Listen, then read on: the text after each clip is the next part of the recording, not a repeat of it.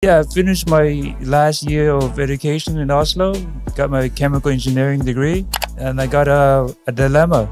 Either go to US, go back to school again, find a girl that dumped me, or be in the comfort zone, work in Oslo. Chose to come to US. That's my first step of doing things that I want to tell you. Yeah. You have to leave your comfort zone to seek for some other opportunities.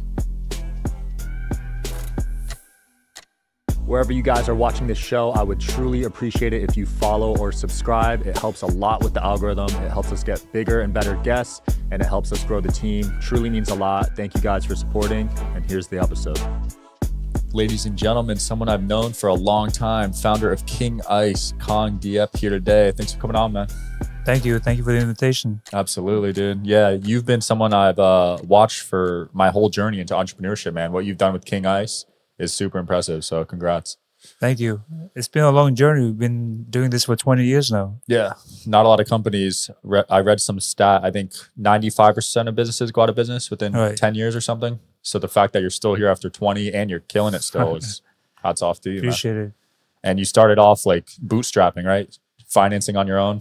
Yes. You know, it's a lot of sacrifice you have to do to come to this type of level. Each steps, there's opportunity for you to recognize it. And then what you do is some people see opportunity come in and come out, but they don't jump into it.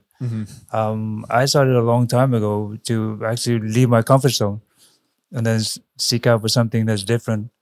It went back all the way to Norway. I used to live there. That's why my accent's still there. Yeah. I used to live in Norway for 20 years. Damn. I didn't know that. Long story, my Vietnamese background, after the Vietnam War ended, we were refugees and a lot of people want to come to America. We end up in Norway, which is not a bad country to grow up in. It's safe. It's rich in oil and Norwegian salmon. So they take care of all the people there. Free healthcare, free education. That's the comfort zone. Wow. And then coming over here to America, I had to leave my family for love. I came here. That's one of the reasons why I came to US. For love, you said? For love, yes. Follow someone that I admire and I love at that time. Wow. Yeah. Was it a girl or was it like a mentor? It was a girl, yes. Oh, okay. We dated in Norway. She actually applied for school in US. And you know, I'm an international student, you have to apply for like a year ahead. Yeah, yeah. So in between the time she was waiting, we dated. I met her. We fell in love. She was my first Vietnamese girl. Before that was all Norwegian girls that I dated at that time. So I felt connection. Vietnamese culture, ate the same food. Family had the same background. Fought the communists and all that stuff. Yeah. That was a chemistry. So when she left me, she gave me a little letter in Oslo. We were supposed to go out and date. She gave me a letter, or the sister came out instead of my girlfriend. And the sister said, sorry, my sister's not going to be here. Read this letter. It would explain to you everything. This is 6 months into the dating with her. And that letter, it told me that she's on the airplane going to US and she didn't want to continue with the relationship. Dang, so you chased her out there. Yes, that was what do you call that letter? Dear John letter, would you call that? Yeah. I've seen that movie. So that wasn't stopping you. So you chased her out there. Then what happened? Yeah, I finished my last year of education in Oslo, got my chemical engineering degree, and I got a dilemma. Either go to US to study again, or I got a job offer too in Oslo as a chemical engineer. So either go to US, go back to school again, find a girl that dumped me, or be in the comfort zone, work in Oslo after graduation.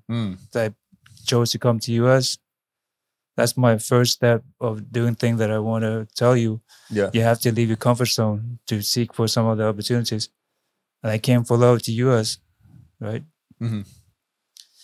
Go back to school again. Luckily, she didn't have a new boyfriend. She didn't? No, she was still in love with me. Wow. So I found her again.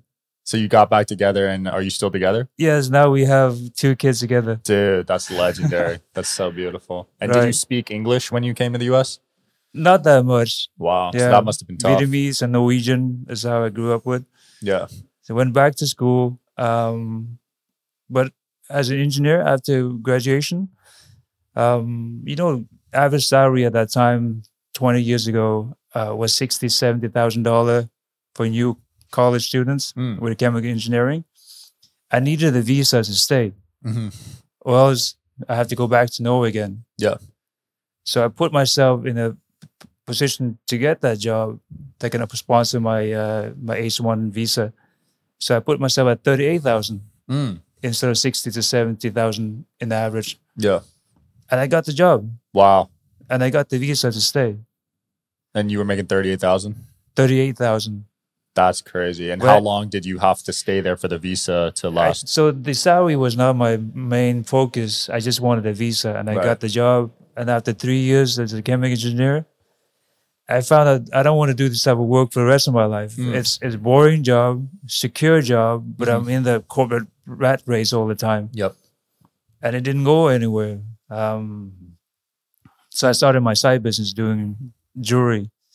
But first, before I did jewelry, I did African artifacts, carved Jamaican tobacco pipes.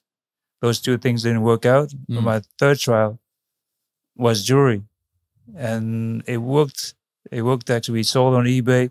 My first sale ever on eBay. Back then, 20 years ago, was popular. Yeah, I caught the tail end of it. Yeah, I used it a little bit. It was a great feeling getting that first sale online, right? And then on the side business, we needed someone with a jewelry background would also can put money into the business. We were broke student. My business partner and I, or my roommates at that time, Derek Billet, African American, right? Born in Beijing. It's an interesting background too. But so we didn't have any money, but we know where the jewelry district in LA is. There's toy district, fashion district, jewelry district. We made a business card with 2 names on, with the address. We knocked on doors around this area in LA. No one wanted to open the door for us. There's one African American guy, one Asian guy, 2 strangers knock on their business, want to do business with them. We just say that we know how to build a website. We can sell jewelry on the web. We can bring your family business to the web. Even though we never did anything like that before, besides from eBay. Yeah. And a lot of the companies in downtown, they have jewelry, high-end jewelry, diamond, gold. They get paid in cash and all that stuff, right? To have safe. At the end of the day, they put all that valuable stuff inside. The whole guns inside there too. Damn. I've seen some of the safe before, loaded with guns, loaded with cash and money, and gold and diamond. All from selling jewelry? It's all for selling jewelry, right? But they see 2 strangers knocking, they don't want to open the door. They think you're robbing them. Exactly. Yeah. You have a business appointment and all that stuff. Didn't have it until I think 2-3 weeks into nonstop knocking on doors. I think we knocked on everyone's doors in downtown jewelry district until one guy opened the door. He's a 3rd generation jeweler. And his family business has been doing business in Miami, Chicago, and LA. Yeah. He wants to bring the business to the web, but he didn't know how to do it. And here comes 2 idiots pretending that they know how to do it. Yeah. Destiny, man. And so you say, okay, come into my office and talk. And they say, where do you live? Are you married? Can I come and see where you live and all that stuff? He asked you guys this? Yes. He came and made sure that we are trustworthy people. Stable people. I love that, man, because people don't do their due diligence on their business partners these days. You have to. Yeah. So he found us, at that time we live in Ontario, still students, and he came and interviewed us. And he said, okay, I'll be your 3rd partner, and here's the business deal. Since you don't have any money, you can take all you want to from my inventory, sell whatever you can, but you have to pay me $8,000 per week, $32,000 per month. That's the deal. Take it or leave it. But if you can't sell, you can always return it because you're going to use his inventory to sell. Right. We had nothing to lose. We shook his hand and he became our 3rd partner. But one thing he told me on the first meeting, which I didn't like too much, he said, I live in Beverly Hills. I have a lot of experience. I have a lot of money. So you guys listen to me from now on. That didn't stick with me. He's my third partner. I want to start my own business, be my own boss. Yeah. Not to have another boss. So it's 2 years in the game. I noticed he promised a lot of things. Never deliver.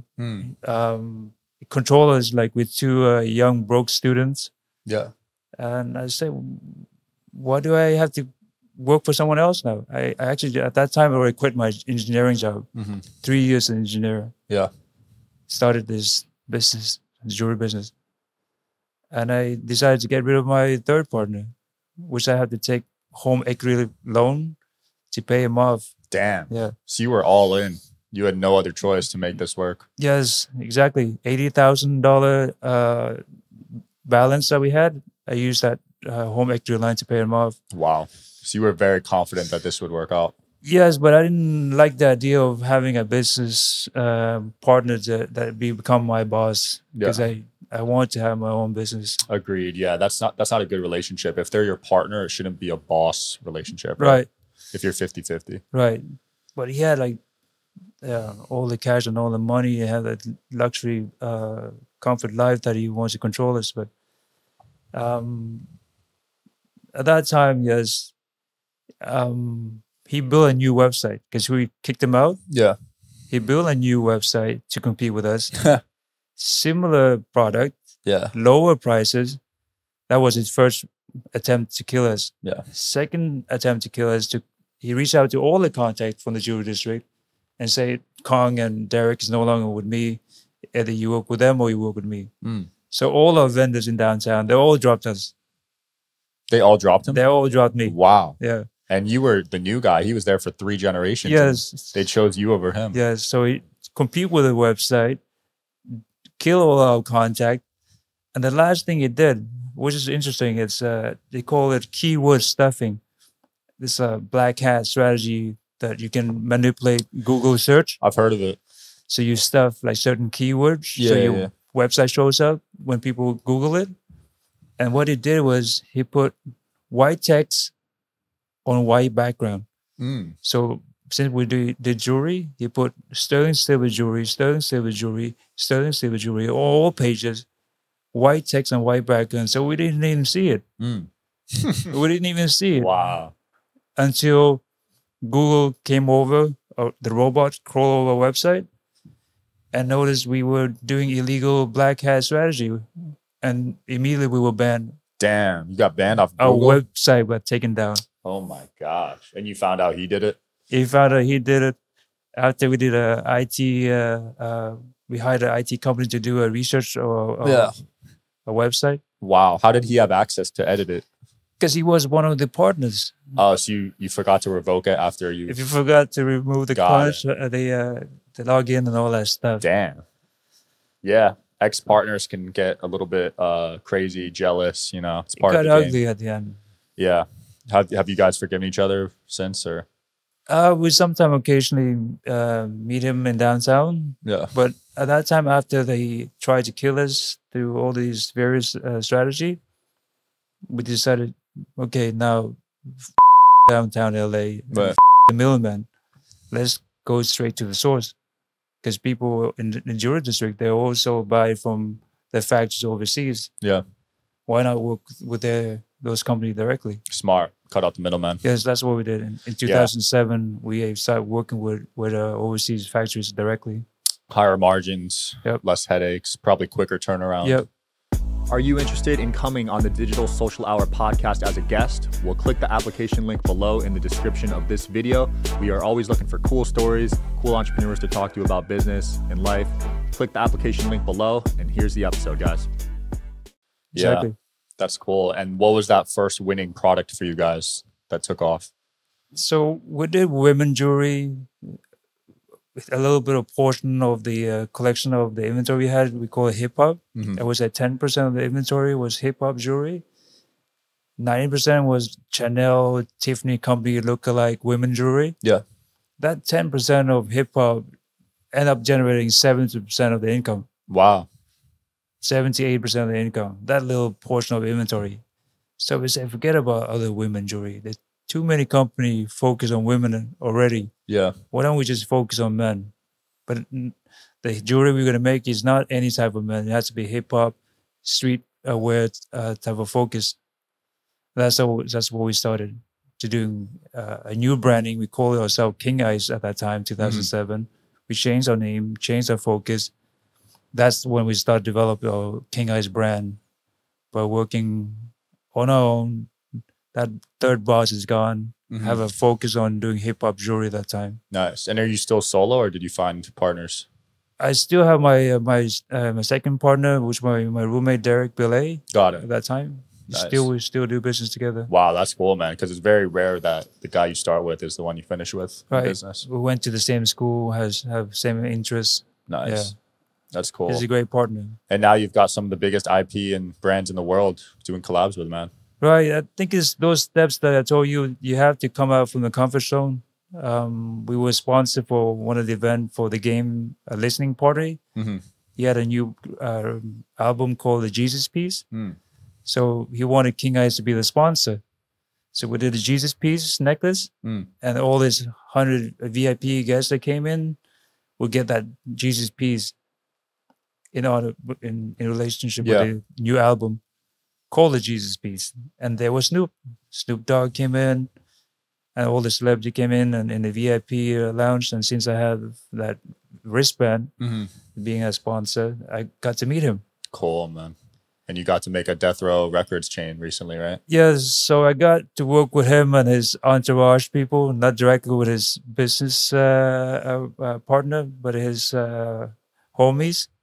And those homies, you know, they hang around Snoop. They claim they are the business partner. They claim to be the manager and everything. But most of the guys are just carry his bag, I guess. Yeah, I guess so many of those managers, you know, you never know who the actual manager is. Yes, and we work indirectly with Snoop at that point. Yeah. But everything we give to Snoop, we have to give that friend of his jewelry at the same time. Right. Sometimes the friend of Snoop out-bling Snoop sometimes. I see the guy wearing all the massive jewelry, but Snoop didn't wear that many. He kind of overshine his boss. And he came asking for more and more and more stuff. And until I told him enough is enough. I like to work with Snoop, but not with his friend. Absolutely. So I cut him off. So you cut off his friends? I cut off Snoop indirectly, just I'm working with him indirectly. So I cut off his friend. I said, this is giving him a Snoop free jewelry and his partner free jewelry. Nothing came back in return. So I cut him off. And then a couple of weeks later, or a month later, Snoop called me on the phone. He said, I don't know what happened to you and my friend, but from now on, you work with me directly. Wow. Yeah. Here's my phone. So here's my phone number. So lock me in. That's dope, bro. Yeah, that was 2015. Wow. Look at you now doing collabs with them. That chain was really cool, the Death Row Records one. Yeah, that happens all the time in hip-hop. I thought I was dealing with 21 Savage, his manager one time, but it was just some fan. Some fans? Sent him jerseys and they just blocked me. I mean, it's a weird space navigating it, you know? There's so many people trying to be like almost like a parasite on top of a celebrity, trying to make money. All the yes men around them trying to make money. I hear people calling me, trying to say, "Hey, I need to get a hold of Snoop because we just paid $50,000 for a guy, for a company to take picture with Snoop, but Snoop didn't show up." Jeez. And Snoop was not aware of it. No one knew anything about this guy, but it was just a scam using Snoop's name. Yeah. A lot of people did that. Some guy did it with Ronaldo, scammed like $100,000. Cristiano Ronaldo? Yeah, because he followed the scammer. I don't know why. And then the guy was like, yeah, I'm best friends with him. Just wire me the money and he'll post you guys. He did wire the money. Yeah, $100,000. It's crazy. And Ronaldo probably doesn't even know about it because he's got 100 million followers. He probably doesn't answer DMs. Right. Yeah, it's a lot of scams you got to watch out for. Any upcoming releases you're excited about? Yeah, so Tiffany and Company just released Pokemon, right, last year. And that was quite interesting because Pokemon normally don't release jewelry. So they picked two companies. It was Tiffany and Company last year, and this year we're gonna release with King Eyes. It's a big deal for us. Wow. So we have Naruto as well. I love Naruto. Yeah. That's a classic. I've seen every episode. I've seen Naruto Shippuden as well. That's a great IP, man. All right. I'll hook you up once it's released. You'll be the one to get the first set. Wow, I'm honored, dude. Yeah, I love all your stuff, man. It's so unique, which is why I love what you do, because a lot of drawers sell the same things like you used to do, but you've carved a lane, and it's cool. Right. We're gonna do Fortnite as well. Wow, I'm a big also That's so cool. Yu-Gi-Oh! A few deal. I'm very selective who I pick this time, because before I have to chase them. Yeah. I want to work with those companies, and then they only ask for money guarantee, MG, upfront guarantee. But now it's the other way around. They come to me now, and I have the chance to be selected who I pick for this year or next year. So it'd be a fun way to do business, since the table turns around now. That's amazing. Yeah, those MGs are killer sometimes. I've heard super high.